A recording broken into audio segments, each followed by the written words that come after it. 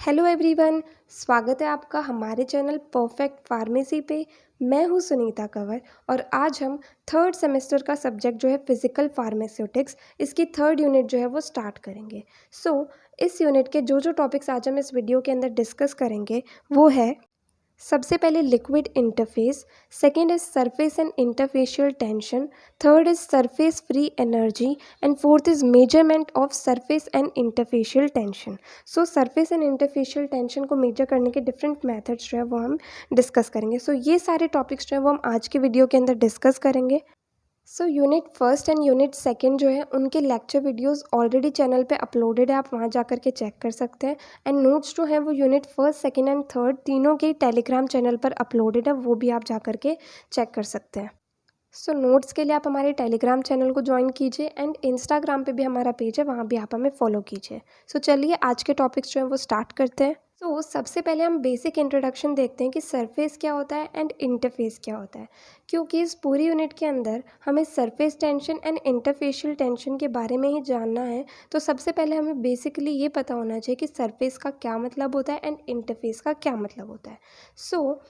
एक ऐसा जंक्शन जो कि दो फेजेस या फिर दो स्टेट्स ऑफ मैटर के बीच में एग्जिस्ट करता है, दो स्टेट्स ऑफ मैटर की जो बाउंड्री होती है बीच में, उस चीज़ को जो है इंटरफेस कहा जाता है। जैसे कि सॉलिड एंड लिक्विड के बीच में जो जंक्शन प्रेजेंट होगा उसे इंटरफेस कहा जाएगा, या फिर लिक्विड लिक्विड के बीच में जो प्रेजेंट होगा उसे इंटरफेस कहा जाएगा, या फिर हम कहें लिक्विड और गैस के बीच में प्रेजेंट होगा उससे इंटरफेस कहा जाएगा। बट जब एक फेज़ गैस है एंड दूसरा फेज़ जो है वो सॉलिड या लिक्विड में से कुछ है, तो उस टाइम इंटरफेस जो है उसे सरफेस कहा जाता है। ठीक है, जब दो फेजेस में से एक फेज़ जो है वो गैस होता है तो उस चीज़ को जो है हम उस बाउंड्री को सरफेस कहते हैं। इस तरीके से हम सिंपली इंटरफेस एंड सरफेस को डिफाइन कर सकते हैं। नाउ नेक्स्ट हम देखते हैं कि लिक्विड इंटरफेस का क्या मतलब होता है। तो जब दो फेजेस या फिर जो दो स्टेट्स ऑफ मैटर जिनके बीच में इंटरफेस प्रेजेंट है उनमें से एक हमेशा लिक्विड होगा, तो उस इंटरफेस को जो है लिक्विड इंटरफेस कहा जाएगा। अब लिक्विड इंटरफेस जो है तीन टाइप का हो सकता है, मतलब लिक्विड के साथ में लिक्विड होगा तो वो लिक्विड लिक्विड इंटरफेस हो गया, लिक्विड के साथ में सॉलिड होगा तो वो लिक्विड सॉलिड इंटरफेस हो गया, एंड अगर लिक्विड के साथ में गैस होगा तो वो लिक्विड गैस इंटरफेस हो गया। जैसे यहाँ पर हमने लिखा हुआ है, first is liquid liquid interface, जो कि दो लिक्विड्स के बीच में बनता है एंड वो दोनों लिक्विड्स जो हैं वो एक दूसरे के अंदर मिसिबल नहीं होने चाहिए, मतलब वो दोनों लिक्विड जो है वो एक दूसरे के साथ में मिक्स नहीं होने चाहिए। लिक्विड लिक्विड इंटरफेस जो है वो ऑयल इन वाटर, जब हम ऑयल को वाटर के अंदर डालते हैं तो जो इंटरफेस उनके बीच में बनेगा उसे हम लिक्विड लिक्विड इंटरफेस कह सकते हैं। नेक्स्ट आता है लिक्विड सॉलिड इंटरफेस। तो ये लिक्विड एंड सॉलिड इनके बीच में बनता है। जैसे कि कलर्ड सल्यूट्स जो होते हैं, जब उन्हें सॉलिड्स के साथ में मिक्स करा जाता है तो उससे उसका जो है एड्जॉर्प्शन हो जाता है, कलर्ड सल्यूट का सॉलिड के ऊपर एड्जॉर्प्शन हो जाता है, तो उस टाइम जो इंटरफेस बनता है उसे लिक्विड सॉलिड इंटरफेस कहा जाता है। नाउ नेक्स्ट आता है लिक्विड गैस इंटरफेस। तो ये जो होता है ये लिक्विड एंड गैस के बीच में बनता है। जैसे वाटर जो होता है बीकर के अंदर एंड एरोजोल्स जो है, मतलब एक बीकर के अंदर पानी है एंड एरोजोल गैस फॉर्म में ही होते हैं, तो इन दोनों के बीच का जो इंटरफेस होता है उसे लिक्विड गैस इंटरफेस कहा जाता है। जैसे कि हमने यहाँ पे एक डायग्राम से एक्सप्लेन किया हुआ है। सबसे नीचे हमारे पास, मतलब सबसे पहले एक बीकर है जिसके अंदर सबसे नीचे सॉलिड रखा है, उसके ऊपर वाटर है, देन ऑयल हमने ऐड किया एंड सबसे बाहर जो है वो एयर है। तो सॉलिड एंड वाटर के बीच में जो इंटरफेस बनेगा उसे हम सॉलिड लिक्विड इंटरफेस कहेंगे। देन वाटर एंड ऑयल के बीच में जो बनेगा उसे हम लिक्विड लिक्विड इंटरफेस कहेंगे। देन ऑयल एंड एयर के बीच में जो बनेगा उसे हम लिक्विड गैस इंटरफेस कहेंगे। Now surface and interfacial tension, इनकी सिंपल बेसिक डेफिनेशन क्या होती है वो हम लोग देखते हैं। सबसे पहले सरफेस टेंशन जो होती है ये वो फोर्स होती है जो कि लिक्विड के सरफेस पर अप्लाई होती है। एंड सरफेस का मतलब क्या होता है कि एक फेज जो है वो गैस होगा, तो मतलब सरफेस टेंशन वो फोर्स होती है जो कि लिक्विड एंड गैस के बीच में अप्लाई होती है। अब सरफेस टेंशन के अंदर जो फोर्सेस अप्लाई होती है वो एडहेसिव फोर्स होती है, क्योंकि जो फोर्स डिफरेंट फेजेस के बीच में एग्जिस्ट करती है उसे हम एडहेसिव फोर्स कहते हैं। अब सरफेस टेंशन जो है इसे डिटरमाइन करने के लिए जो फॉर्मूला होता है वो होता है force upon length. Surface tension को हम गामा से रिप्रेजेंट करते हैं एंड गामा इक्वल टू होता है फोर्स अपॉन लेंथ, ठीक है। एंड इसकी एसआई यूनिट हो गई न्यूटन पर मीटर, क्योंकि फोर्स की जो यूनिट होती है वो होती है न्यूटन एंड लेंथ की जो होती है वो होती है मीटर, तो इसकी एसआई यूनिट हो गई न्यूटन पर मीटर। नाउ आता है इंटरफेशियल टेंशन। इंटरफेशियल टेंशन का क्या मतलब होता है, ऐसी फोर्स जो कि जब दो इमिसिबल लिक्विड्स एक साथ हैं तो उनकी इंटरफेस पे जो फोर्स अप्लाई होगी उस इंटरफेशियल टेंशन कहेंगे। एंड इंटरफेशियल टेंशन भी force acting per unit length ही होती है, मतलब फोर्स डिवाइडेड बाय लेंथ। यहाँ पर जो फोर्स अप्लाई होती है उसे कोहेसिव फोर्स कहा जाता है, क्योंकि जो फोर्स सेम फेज के बीच में अप्लाई होती है, मतलब लिक्विड लिक्विड के बीच में अप्लाई हो रही है, उसे कोहेसिव फोर्स कहा जाता है। ना इंटरफेशियल टेंशन जो है ये होता है cohesive force divided by length. So इसकी ऐसा यूनिट जो है वो भी सेम हो जाएगी, दैट इज न्यूटन पर मीटर। बट ये वाली फोर्स जो होती है ये कम होती है as compare to surface tension, इस वजह से इसकी ऐसा यूनिट जो है वो हम मिली न्यूटन पर मीटर भी कह सकते हैं, ठीक है। नेक्स्ट टॉपिक हम डिस्कस करेंगे सरफेस फ्री एनर्जी। सो सरफेस फ्री एनर्जी का सिंपली ये मतलब होता है कि कितना वर्क करना होगा जिससे कि एक लिक्विड का एरिया जो है वो 1 सेंटीमीटर स्क्वायर से इंक्रीज हो जाए। सो सरफेस फ्री एनर्जी जो होती है ये क्या करती है कि सरफेस जो है सरफेस उसके एरिया को इंक्रीज करती है, ठीक है। नाउ जो मॉलिक्यूल्स जो हैं वो लिक्विड के सरफेस के पास होते हैं उनकी जो है ज़्यादा पोटेंशियल एनर्जी होती है एज़ कम्पेयर टू जो मॉलिक्यूल्स जो है लिक्विड के बल्क के अंदर प्रेजेंट होते हैं। इसका मतलब ये हुआ कि जैसे ही सरफेस जो है लिक्विड का वो इंक्रीज़ होगा तो मतलब ज़्यादा मॉलिक्यूल्स जो है उनके पास में ज़्यादा वाली पोटेंशियल एनर्जी होगी। अब ये जो एनर्जी होती है वो डायरेक्टली प्रोपोर्शनल होती है कि कितना फ्री सरफेस है हमारे पास में, एंड इसी एनर्जी को जो है सरफेस फ्री एनर्जी कहा जाता है। तो सिंपली ये मतलब हो गया कि सरफेस फ्री एनर्जी जो है ये वो एनर्जी होती है जो लिक्विड का सरफेस एरिया जो होता है उसे इंक्रीज करती है, जिससे कि ज़्यादा मॉलिक्यूल्स जो हैं लिक्विड के अंदर उनके पास ज़्यादा वाली पोटेंशियल एनर्जी आ जाए, ठीक है। नाउ जैसे हम देखते हैं कि पहले हमारे पास में लिक्विड था एंड उसके ऊपर एफ फोर्स अप्लाई हो रही थी, तो उसकी वजह से क्या हुआ, उसके अंदर डेल्टा डी डिस्प्लेसमेंट आ गया। अब इसके बाद में वर्क जो है वो equal to force into displacement होता है, ये हमें पता है। एंड हमने देखा था कि सरफेस टेंशन इक्वल टू होता है फोर्स डिवाइडेड बाय लेंथ, तो इस वजह से हमारे पास फोर्स इक्वल टू आ गया सरफेस टेंशन मतलब gamma multiplied by L. So work equal to आ गया gamma multiply by L multiplied by delta D. अब L multiplied by delta D जो है इसे हम डेल्टा ए मतलब चेंज इन एरिया या फिर इंक्रीज इन एरिया कह सकते हैं। तो यहाँ से हमारे पास में जो वर्क या फिर जो सरफेस फ्री एनर्जी कहते हैं हम इस वर्क को, क्योंकि सरफेस फ्री एनर्जी यही होता है कि कितना काम जो है वो करना होगा जिससे कि सरफेस एरिया जो है लिक्विड का वो इंक्रीज हो जाए। तो यहाँ से हमारे पास सरफेस फ्री एनर्जी का फॉर्मूला आता है W equal to gamma into delta A. यहाँ पर W जो है ये सरफेस फ्री एनर्जी है, गामा जो है ये सरफेस टेंशन है, एंड डेल्टा ए जो है ये है इंक्रीज इन एरिया, मतलब कितना एरिया जो है वो इंक्रीज हुआ, ठीक है। तो इस तरीके से सिंपली हम सरफेस फ्री एनर्जी को डिफाइन कर सकते हैं। नाउ नेक्स्ट टॉपिक हम डिस्कस करेंगे measurement of surface and interfacial tension. So surface tension and interfacial tension को किस तरीके से अलग अलग मेथड्स के द्वारा मेजर किया जा सकता है वो हम इस टॉपिक के अंदर देखेंगे। सो surface tension and interfacial tension को मेजर करने के लिए हम जो इस यूनिट के अंदर पढ़ेंगे 4 मेथड्स डिस्कस करेंगे। सबसे पहला आता है कैपिलरी राइज मेथड, सेकेंड आता है लैबोरेटरी मेथड जिसके अंदर आता है drop weight and drop count method, third is du Nouy ring method and fourth is Wilhelmy plate method. इन चारों मेथड्स को अभी हम डिटेल के अंदर डिस्कस करेंगे। सबसे पहले हम डिस्कस करते हैं कैपिलरी राइज मेथड। तो कैपिलरी राइज मेथड जो होता है ये मेथड सिर्फ और सिर्फ सरफेस टेंशन को मेजर करता है।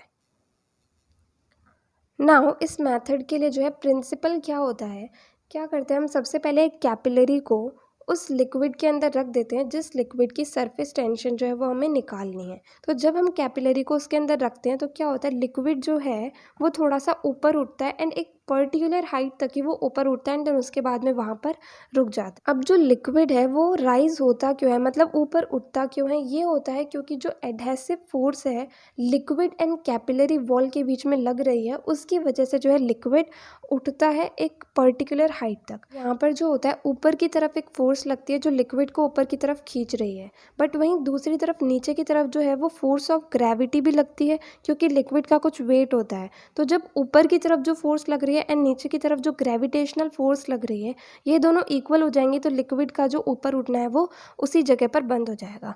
अब इसे हम डायग्राम की हेल्प से देखते हैं। जैसे ये हमारे पास में एक लिक्विड के अंदर हमने कैपिलरी ट्यूब को प्लेस किया, तो लिक्विड जो है वो एक पर्टिकुलर हाइट तक, जो कि हमने मान लिया h, यहाँ तक ऊपर उठता है, ठीक है। एंड हम मान लेते हैं कि लिक्विड का जो एंगल ऑफ कांटेक्ट है वो थीटा है। तो इस तरीके से अगर हम देखें, अपवर्ड फोर्स जो ऊपर की तरफ फोर्स लग रही है वो होगी 2πr into gamma cos theta, जहाँ पर 2πr जो है ये कैपिलरी की सरकमफेरेंस होगी, गामा जो है ये सरफेस टेंशन होगी एंड थीटा जो है ये है एंगल ऑफ कांटेक्ट ना। वाटर के लिए क्या होता है कि कॉस थीटा की वैल्यू जो है वो हमेशा 1 होती है, तो इस वजह से अपवर्ड फोर्स की वैल्यू हमारे पास क्या आ गई 2πr into gamma. So first equation हमारे पास ये हो गई। नाउ नीचे की तरफ जो फोर्स लग रही है डाउनवर्ड फोर्स वो इक्वल टू होगी mgh। नाउ हम देखते हैं कि density equal to mass upon volume होता है, तो मास की वैल्यू जो है हम रो इंटू वी रख सकते हैं। तो इस वजह से डाउनवर्ड फोर्स क्या आ गई rho into V into g into h. अब वी मतलब वॉल्यूम इक्वल टू होता है पाई आर स्क्वायर। सो इस वजह से डाउनवर्ड फोर्स की वैल्यू जो है वो आ गई rho into pi r square g h. So जब एक टाइम के बाद में लिक्विड जो है वो ऊपर की तरफ उठना बंद कर देगा, मतलब वो राइज नहीं करेगा, तो उस टाइम पर क्या होगा कि upward force and downward force दोनों जो है वो इक्वल हो जाएंगी। सो अपवर्ड फोर्स थी हमारे पास 2πr gamma and downward force थी रो पाई आर स्क्वायर जी एच। तो यहाँ से हमारे पास में गामा मतलब सरफेस टेंशन की जो वैल्यू है वो आ जाएगी half into rho into r into g into h. So capillary rise method की मदद से हम इस फॉर्मूले से जो है सरफेस टेंशन की वैल्यू निकाल सकते हैं। नाउ सेकेंड हम डिस्कस करेंगे लेबोरेटरी मेथड, जिसके अंदर हमारे पास दो मेथड्स आएंगे, drop count method and drop wait method. ठीक है, ये मेथड जो है इसे भी सरफेस टेंशन को मेजर करने के लिए ही यूज़ किया जाता है।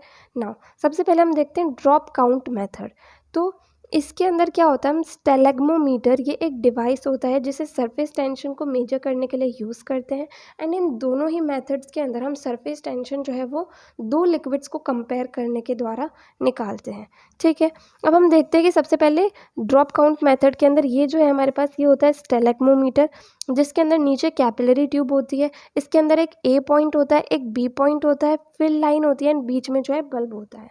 सो इसका प्रोसीजर क्या रहेगा, सबसे पहले हम एक लिक्विड लेंगे जिसकी सरफेस टेंशन जो है हमें पहले से पता है, देन हम उस लिक्विड को स्टेलेग्मोमीटर के अंदर भरेंगे जब तक कि वो पॉइंट ए तक नहीं आ जाता। देन उसके बाद में हम स्टेलेग्मोमीटर जो है उसे नीचे से फिंगर की मदद से क्लोज कर देंगे। देन उसके बाद में हम लिक्विड को जो है धीरे धीरे रिलीज़ करेंगे, ड्रॉप वाइज रिलीज़ करेंगे कैपिलरी से, जब तक कि लिक्विड जो है वो नीचे बी पॉइंट तक नहीं आ जाता। एंड जो उसकी नंबर ऑफ ड्रॉप्स रिलीज़ हो रही है वो हमें काउंट करनी है और उसे हमें लिख के रखना है।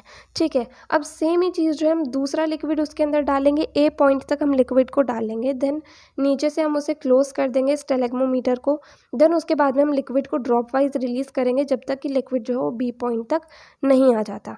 ठीक है, तो अब इसके बाद में हम दोनों लिक्विड्स जो हैं इन्हें कंपेयर करेंगे, इनकी सरफेस टेंशन एंड इनकी नंबर ऑफ ड्रॉप्स, इन चीज़ों को हम कंपेयर करेंगे, जिसकी वजह से जो हम सरफेस टेंशन को निकाल सकते हैं। तो जैसा कि हमें पता है कि ये जो फोर्स इक्वल टू होती है वो होती है 2πr इंटू गामा फोर्स, इसी को हम W भी कह सकते हैं। तो W इक्वल टू होता है 2πr गामा। अगर n ड्रॉप्स लिक्विड की हैं तो उसके लिए जो W इक्वल टू आएगा वो आ जाएगा 2πr गामा इंटू n। ठीक है, अब फर्स्ट लिक्विड के केस में क्या होगा, W1 जो है वो इक्वल टू आ जाएगा 2πr गामा 1 इंटू N1।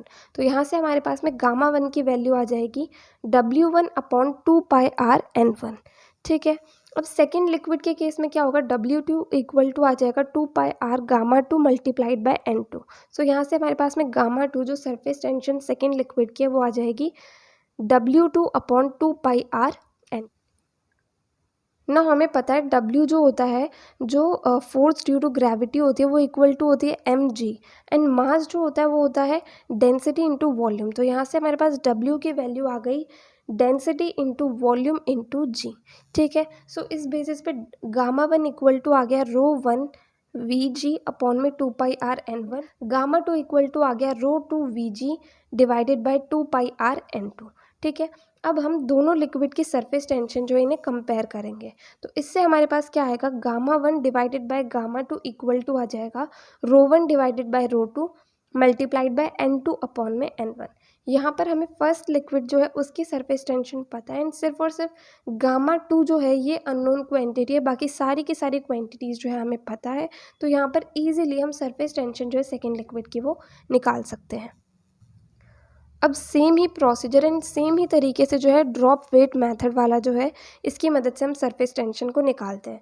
इस मेथड के अंदर भी हम स्टेलेग्मोमीटर डिवाइस को यूज़ करते हैं एंड सरफेस टेंशन हम निकालते हैं कंपेयरिंग की मदद से।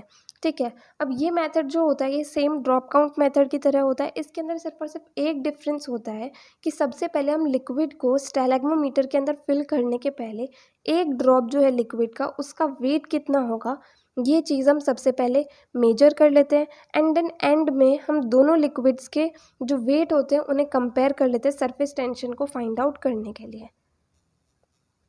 सो इसमें भी हम क्या करेंगे, सबसे पहले स्टेलेग्मोमीटर के अंदर सबसे पहले उस लिक्विड को फिल करेंगे जिसकी सरफेस टेंशन हमें पता है।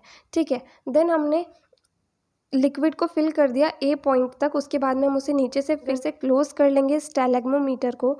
उसके बाद में ड्रॉप वाइज जो है हम उसमें से लिक्विड को रिलीज़ करेंगे जब तक कि लिक्विड जो है पॉइंट बी तक नहीं आ जाता। तो हमने ड्रॉप जो है उनका नंबर हमने काउंट कर लिया, एंड एक ड्रॉप का वेट कितना है वो हमें पता था, तो इससे हमें टोटल वेट जो है ड्रॉप्स का वो पता चल जाएगा। इसी तरीके से हम सेकेंड लिक्विड के साथ करेंगे। तो इससे क्या आया कि फर्स्ट लिक्विड के लिए जो W1 है वो आ गया 2πr इंटू गामा वन, तो गामा वन इक्वल टू आ गया W1 upon 2πr। Second liquid के लिए W2 इक्वल टू आ गया 2πr gamma two, so gamma two जो है वो आ गया W2 अपॉन में 2πr। नो हम इन दोनों को कंपेयर करेंगे तो हमारे पास आएगा gamma one divided by gamma two equal to W1 upon में W2। तो यहाँ पर हमें सिर्फ और सिर्फ एक ही क्वांटिटी अननोन है जो कि है गामा टू, बाकी तीनों क्वांटिटीज़ हमें पता है, तो इस वजह से हम गामा टू जो है उसे निकाल सकते हैं। नाउ नेक्स्ट हम डिस्कस करेंगे डू-नॉय रिंग मेथड। ये मेथड जो है इसे surface tension and interfacial tension दोनों को मेजर करने के लिए यूज़ किया जाता है। इसके अंदर सिंपली इसका जो डिवाइस होता है वो इस तरीके से होता है। इसमें हम क्या करते हैं, लिक्विड के अंदर एक प्लैटिनम रिंग जो है उसे हम रख देते हैं। जैसे इसका डायग्राम इस तरीके से हो गया, एंड थ्योरी जो है वो नीचे साथ साथ लिखी हुई है।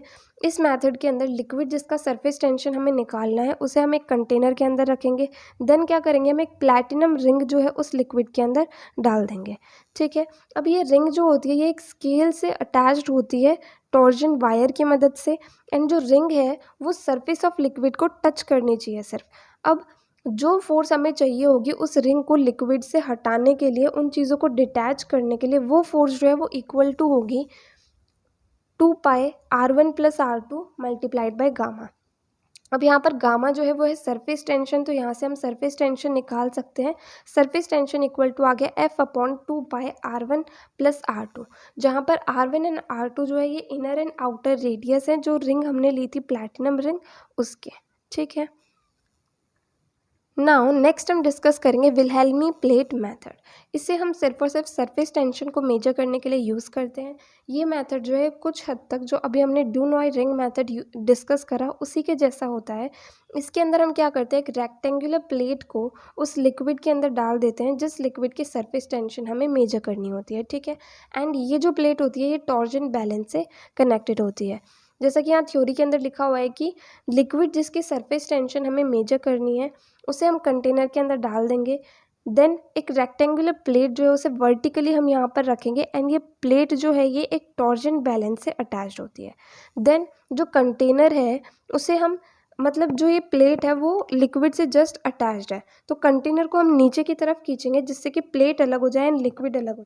तो इस टाइम पे जो वैल्यू टॉर्जन बैलेंस के अंदर मेजर होएगी वही वैल्यू जो है वो सरफेस टेंशन होगी उस लिक्विड की।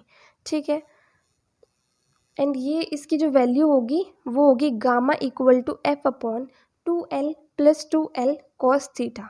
यहाँ पर जो कैपिटल L है वो है कि लेंथ कितनी है प्लेट की, देन स्मॉल l जो है ये थिकनेस है प्लेट की, एंड थीटा जो है ये है एंगल ऑफ कॉन्टैक्ट, मतलब प्लेट एंड इंटरफेस के बीच में जो है वो कितना एंगल होगा। ठीक है, तो इस तरीके से हम surface tension and interfacial tension को अलग अलग मेथड्स की मदद से मेजर कर सकते हैं। सो यहाँ पर हमें जो आज टॉपिक डिस्कस करने थे वो कंप्लीट होते हैं। अगर आपको इस वीडियो के अंदर कोई भी डाउट आया तो आप कमेंट सेक्शन के अंदर पूछ सकते हैं, एंड ये वीडियो डेफिनेटली आपको हेल्पफुल लगी होगी, तो प्लीज़ आप इस वीडियो को लाइक करें, ज़्यादा से ज़्यादा लोगों को शेयर करें और चैनल को सब्सक्राइब करें। थैंक यू सो मच इस वीडियो को एंड तक देखने के लिए एंड चैनल को सपोर्ट करने के लिए।